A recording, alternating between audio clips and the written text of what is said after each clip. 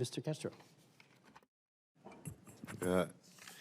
Ambassador Brownback, the International Religious Freedom Act requires the State Department to publish an annual report on international religious freedom.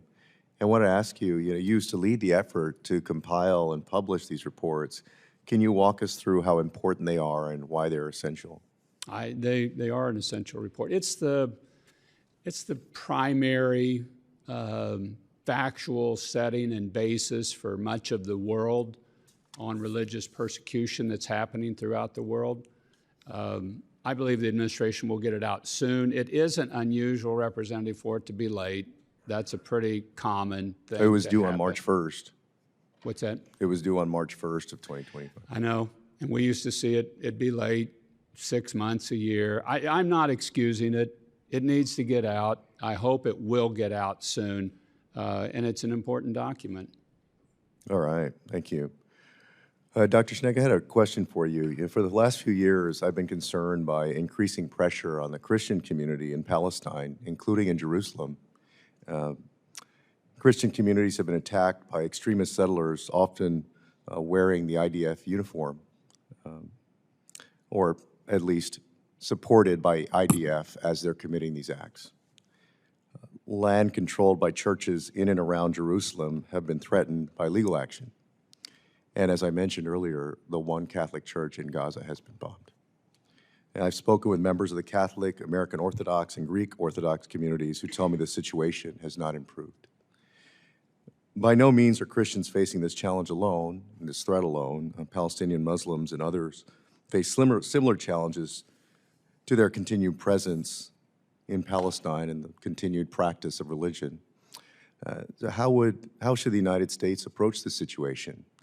It is a situation that doesn't get much discussion in Congress.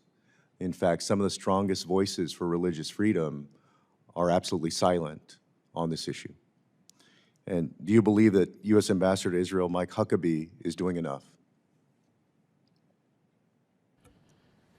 Well, thank you for the easy question, Congressman.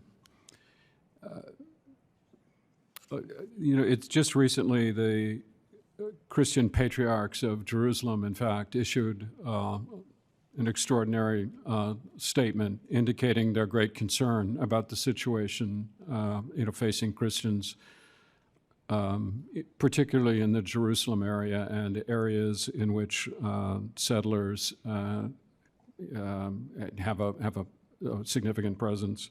So I'm, of course, very familiar with the situation as it relates to the Christians there, and I know, like all of us, about I think it was the shelling of the Christian church the Catholic Church in Gaza during the IDF's operations in that area. I do think that it's complicated to talk with an important ally like Israel about the situation where we find Israel itself not being sufficiently active in protecting the rights of minority religions within its territory.